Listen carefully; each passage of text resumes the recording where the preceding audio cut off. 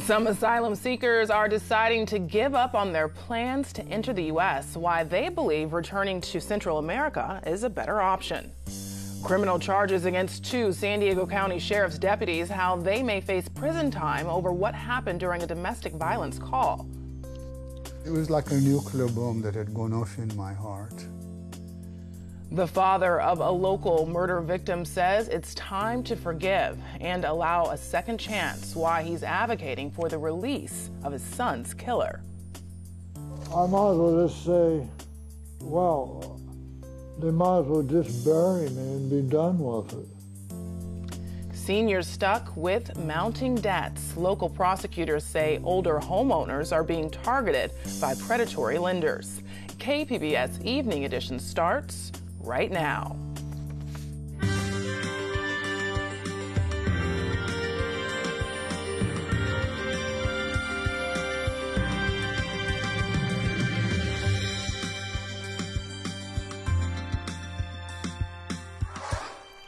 Good evening and thanks for joining us. I'm Ebony Monet. It's an uncertain future for asylum seekers in Tijuana after Sunday's clash at the border. Many are applying for asylum in Mexico. Some are returning to Central America. Others still hope to enter the U.S. As KPBS border reporter Jean Guerrero tells us, misinformation is feeding their plans. The close quarters at Tijuana's main migrant camp for the Exodus has allowed false rumors to spread like wildfire. Ever since Sunday's march that spiraled out of control at the border, people have been talking about a child who died as a result of the tear gas, but that never happened. There's also talk of the Zetas cartel planning an attack against the shelter, even though the Zetas don't operate in Tijuana. Some people, like Maria del Carmen Mejia from Honduras, are deciding to go back home because of fears associated with misinformation and the unexpected difficulty of getting into the U.S. I think she's worried that President Trump, with his policies towards asylum seekers, with the tear gas that was lobbed into the crowd yesterday, that this could mean a danger for her children. She's worried for her children's safety. Mejia says she'd rather have her children die of hunger back in Honduras than die of violent death at the border. The International Organization for Migration has opened up a booth for people who want bus tickets or plane tickets to go back home. As of Monday afternoon, at least 70 had signed up. Jean Guerrero, KPBS News. The Trump administration is defending the Border Patrol's decision to use tear gas. As KPBS reporter Priya Sridhar tells us, it's a tactic that's being used more often. Customs and Border Protection agents used tear gas on the crowd after a group rushed the border. Today, White House Press Secretary Sarah Sanders defended the action. Law enforcement officials have used appropriate non-lethal force to protect themselves and prevent an illegal rush across the border. CBP says the chemical was used as a response to assaults on federal officers and agents and to defuse a dangerous situation. In new information obtained by KPBS today, the agency says it's been using tear gas since 2010, 29 times this past year, the highest since 2012. This isn't a new Trump administration policy. According to the data, tear gas was used 79 times during Barack Obama's second term. Art Del Cueto is a spokesperson for the National Border Patrol Council, the labor union representing CBP agents. When you think that the attack is not going to stop, and obviously when it's a bigger crowd, that's when you're able to deploy whatever tools are at your disposal. CBP says it takes any use of force seriously and reviews and evaluates all incidents to ensure compliance with policy. Priya Sridhar, KPBS News. The recent disturbance at the border has taken a financial toll. Sunday's 5-hour closing of the San Ysidro border crossing cost businesses, including the popular outlets, millions of dollars. The San Ysidro Chamber of Commerce estimates a loss of more than $5.3 million shared by 700 businesses. The chamber CEO says local businesses generate anywhere from $650 to $678 million a year, and more than a third of that is earned between Black Friday and the first of the year. 2 San Diego County Sheriff's deputies are being charged with assault after an incident earlier this year. KPBS reporter Matt Hoffman says it involved excessive use of force during an arrest in Vista. Back in May, deputies responded to a domestic violence call where Gerardo Martinez Sr. and his son Gerardo Jr. were both arrested. A video posted to social media appears to show at least one deputy punching one of the men in the face. In response, the sheriff's department started an internal investigation that was eventually turned over to the district attorney's office, and now charges have been filed against 2 deputies involved. Deputy Nicholas Morgan and Joshua Nahan are both facing charges of unlawful assault by an officer.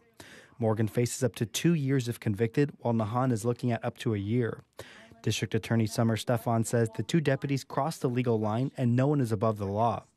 As of Tuesday, neither deputy had been booked into jail.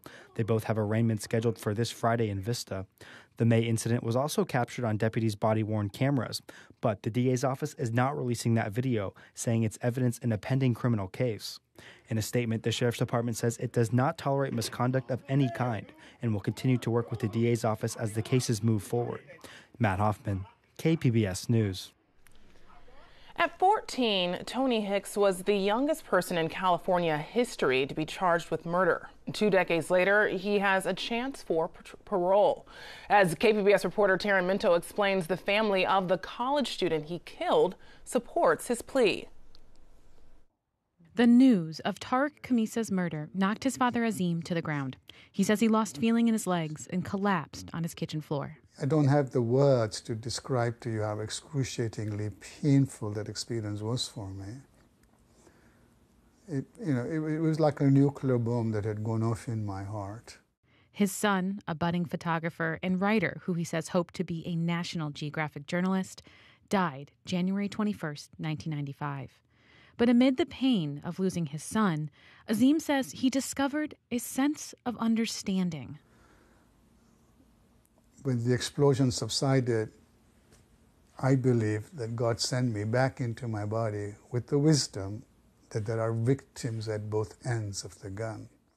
Azim launched the Tariq Khamisa Foundation and worked with the grandfather of his son's killer to deter kids from choosing the path of violence, which he says is the real enemy. We like to think we are a civil society. We are the richest and the most powerful nation in the world.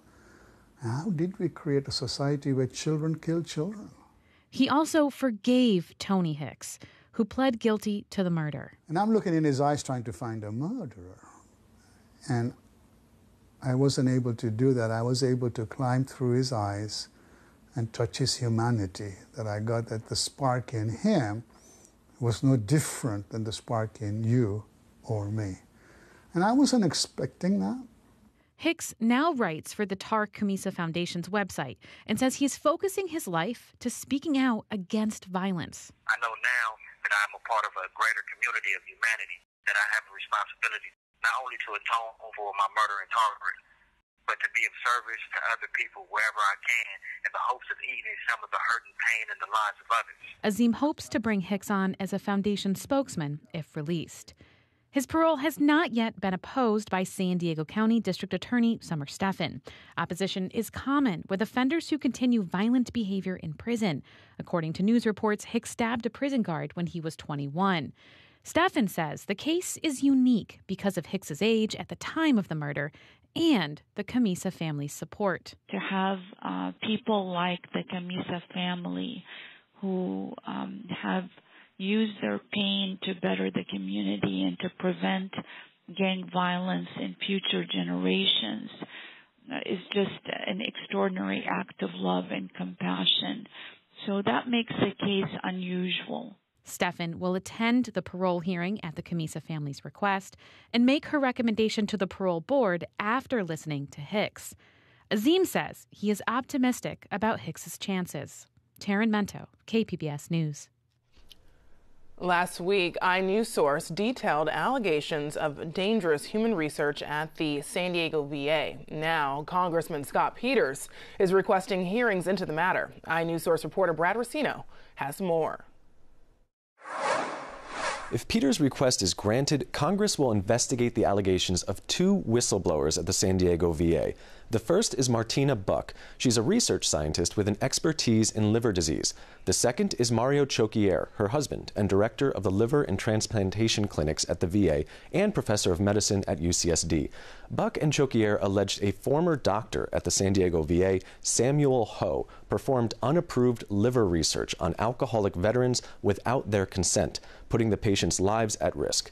The pair also alleged violations of privacy laws, abuse of authority, and a substantial and specific danger to public health at the San Diego VA. I recently spoke to Congressman Scott Peters about this. Obviously, you can have a bad actor doing bad things, and that appears that that's what was happening here with this doctor doing unauthorized experiments on vets without permission. The concern here is, too, it looks like the VA may have known about it for a while it was happening. It didn't act fast enough to stop it, so that's a concern.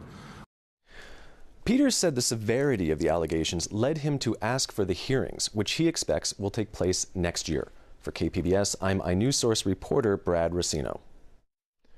iNewsSource is an independently funded nonprofit media partner of KPBS. I'm Judy Woodruff. Tonight on the NewsHour, the special counsel charges that President Trump's former campaign chairman repeatedly lied even after a plea deal. Coming up at 7 after Evening Edition on KPBS. Companies can now register for the state's new retirement savings program. State Treasurer John Chung was in San Diego today to promote Cal Savers. Employers can now register for the program, which begins next year. Companies with at least 5 workers will be required to offer access. We assume that their Social Security benefits will sustain them in their retirement. Unfortunately, this faulty assumption puts nearly half, again half, of California's middle-income workers at risk of retiring into economic hardship, something we all do not want. Cal Savers was created with these workers in mind. This program is simple, it's easy, and best of all, it's a worker savings account that follows them as they move from job to job, from city to city.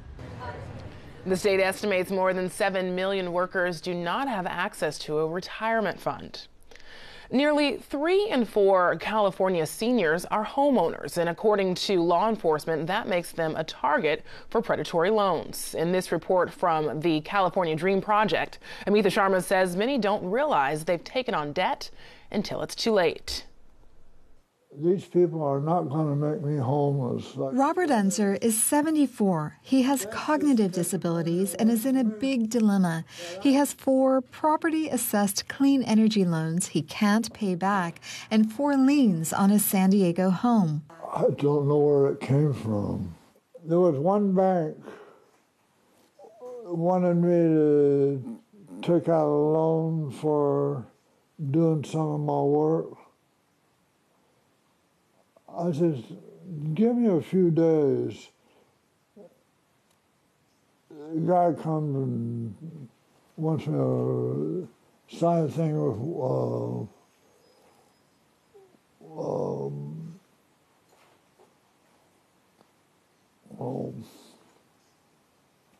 San Diego Legal Aid Society lawyer Katie Bach says the high-interest, high-fee loans are peddled door to door. It's very apparent from speaking with him that he doesn't understand these loans. He doesn't understand the contracts that he entered into.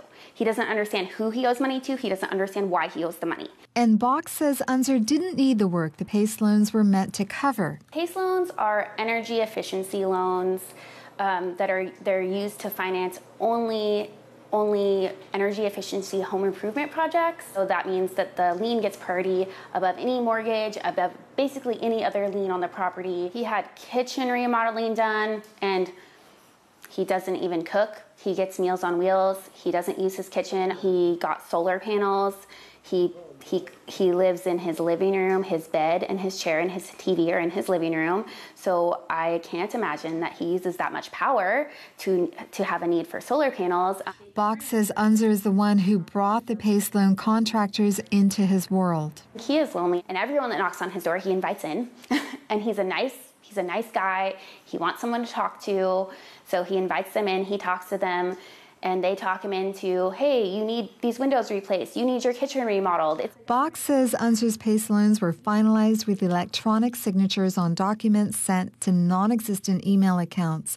Unser's lawyer says he doesn't have an email address, an internet connection, or a cell phone. They literally made up a fake email address for him. It's like robertunser@gmail.com. robertunser@gmail.com is not his email address. He's never made an email address in his life. Seniors across the state are complaining to prosecutors and places like the San Diego Legal Aid Society about PACE, according to law enforcement. San Diego County Prosecutor Valerie Tanny says repayment of the loans through property taxes backed by liens puts the elderly especially at risk. But with seniors, because to the extent they have less capacity to understand really what this is going to be costing them and whether they have the income to pay it, then they're in danger of losing their homes. In the case of Unser, it's both. Unser has almost lost his home once. He lives on $11,000 in annual Social Security income, but because of the PACE loans, he's seen his yearly property taxes jump from $300 to $17,000. Box has sued Unser's PACE loan providers, Renovate America and Renew Financial, alleging fraud and breach of contract. The complaint is one of several that have been filed against the two loan providers, including class actions on behalf of several thousand Los Angeles County homeowners. Representatives from both institutions declined to comment specifically on the case because it's in litigation, though a Renovate America spokesman said there's no merit to Unser's lawsuit. We've been doing a big outreach program to the seniors in our community and trying to get the word out. There are multiple organizations that we're working with to get the word out. In addition to raising awareness, laws took effect this year requiring more oversight of PACE loan providers. They are now mandated to consider a person's ability to repay before approving the loans. Meanwhile, Unser is angry and stressed that he won't have a place to live if he can't pay back his loans. This thing has taken a very bad toll on me. And they're not helping me, they're hurting me. I might as well just say, well, they might as well just bury me and be done with it. Amita Sharma, KPBS News. You can find more stories from the California Dream public media collaboration at kpbs.org. Clean water groups have agreed to a plan to clean up pollution coming from 5 major city-owned facilities. KPBS reporter Eric Anderson has details. San Diego Baykeeper and the Coastal Environmental Rights Foundation have reached a deal with San Diego city officials to control pollution that comes from 5 city-owned facilities. Now, city officials have agreed to do a better job of controlling stormwater that's washing off the Miramar landfill and 4 sewage and water treatment plants. The Coastal Environmental Rights Foundation's Marco Gonzalez says the city will improve stormwater infrastructure over the next 5 years to protect important bodies of water. The South Bay Water Reclamation Plant is adjacent to the Tijuana River. The Miramar landfill is discharges into Tecolote Creek, which makes its way down into Mission Bay, as does the Metro Biosolids Center and the North City Reclamation Plant. Gonzalez says the other facility, the Point Loma sewage plant, also sits beside the ocean. Part of the deal calls for the city of San Diego to contribute $35,000 to the Audubon Society for improving wetlands habitat around Mission Bay. Eric Anderson, KPBS News. Well, hopefully you had a great day today. The weather, not bad. We're above average. We should be in the upper 60s. San Diego is sitting in those mid 70s today. Not much as far as precipitation, but boy, is that going to change. We expect to see a system coming in off the Pacific, and by Thursday, it's going to be an umbrella day. So dig them out of the closet. You're going to need them. Right now, we're seeing some rain and some mountain snow in northern California. They could get a couple inches, so that could be a problem as far as flash flooding and mudslides, especially in the burn scar areas. Where we are for now, it is quiet, pretty dry. You'll notice tomorrow, clouds will be building ahead of the system. For tonight, Oceanside 46 degrees, Chula Vista at 52, Borrego Springs in those upper 40s, mainly clear skies. In the metro, we'll be at 57 degrees, partly cloudy conditions. It's going to look pretty nice on Tuesday. Starting off, we'll have plenty of sunshine throughout the day. It'll be a little bit cooler, and as it gets a bit later, you'll notice those clouds moving in as this system creeps down to the south and also to the east. So Oceanside, you'll start off with a couple of showers. 68 degrees. San Diego is dry throughout the day at 70. Mount Laguna in those upper 50s with sunshine. And looking at the extended forecast, Wednesday night into Thursday, that's really when you should expect to see the rain event. It's going to be breezy, too. Could get 3/4 of an inch. So, again, all day long, it's going to be a day where you need the umbrella. Friday, drier, and then Saturday, just a touch of rain late. Sunday is going to be a drier but cooler day with temperatures steadily dropping. Inland, we'll see that rain Thursday as well. Temperatures will drop down to 64 degrees. Spotty showers around Friday and Saturday, and then drier for the weekend. In the mountains, we'll see a bit of rain Thursday. A passing shower left over Friday with extra showers around Saturday, and drier but cooler, down to 38 degrees for the weekend. And in the deserts, it's going to be at 77 Wednesday, dropping down to the upper 60s Thursday with those showers. They're going to linger through Saturday. For KPBS News, I'm Erin Calandra. The artist who created a world under the sea for a nerd who lived in a pineapple has died. SpongeBob SquarePants creator Steven Hillenburg was battling Lou Gehrig's disease. He was 57 years old. The animated show started in 1999 on Nickelodeon. SpongeBob also became a movie and a Broadway musical. The International Animated Film Society honored Hillenburg last year for his contributions. A new documentary shows how the Jewish community helped to shape San Diego. To the Ends of the Earth shows their contributions to art, science, and more. It airs tonight at 8 on KPBS. And here's the trailer.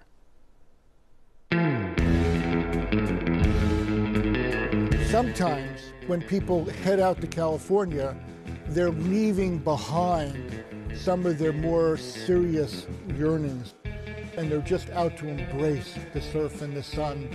For Judaism, it requires a commitment to take that with us. Who's the person who stands up and says, this is not for me? I don't want this organized Jewish community. I don't want a predictable kind of life. I want to go to the edge of the world. I want to go to San Diego. San Diego is hard to get to because if you come overland, you have to go way south because it's very hard to walk across that Grand Canyon. We have the actual first-person narrative of a young Jewish woman in San Diego. Wednesday, October 8, 1856. Tomorrow is Yom Kippur, and consequently, we are all busy today. The steamer not coming Friday when it was expected made me feel more restless and anxious than I have felt for a long time. From the minute we started up Highway 5, I was completely enchanted with San Diego. And it's a beautiful city. You know, who wouldn't want to live in San Diego? The thing about San Diego, the first question you ask somebody is, where are you from? Where are you from? There's obviously natives. All these people came from somewhere else. You know, what was really exciting about being here was that simultaneously we were in Mexico. Living on the border, it's a wonderful thing because that means I can easily go to another country and enjoy that country's culture and history. Maybe being a military town, a border town, whatever caused all of this kind of immigration to this amazing city, they all kind of met here in San Diego. There's been a tremendous amount of innovation here in San Diego. When the University of California came to San Diego, it changed the whole culture of this community. That's why the biotechs and the Qualcomms came here. The visual arts program at UCSD. These people really were impactful, not just in San Diego. This department became known as a progenitor of conceptual art that was important. San Diego Jews are insiders. They're here from the beginning of statehood. They helped to build the city in really critical ways. But Later on, San Diego Jews are also outsiders. Jews encounter anti-Semitism and prejudice in San Diego. California is like the extreme version of the American idea, like reinventing yourself, what D.H. Lawrence called sloughing off your old skin. There's the weather, there's the community, but San Diego is the jewel. It's just the one that I want. I think the Jewish future here in San Diego is a bright future.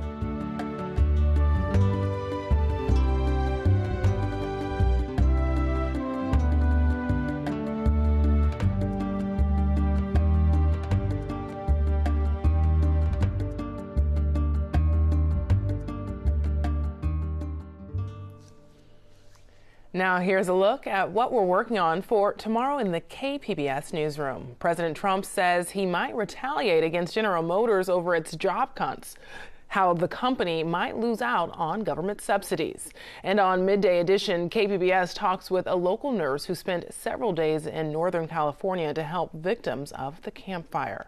You can find tonight's stories on our website, kpbs.org/evening edition. Thanks for joining us. Have a great night.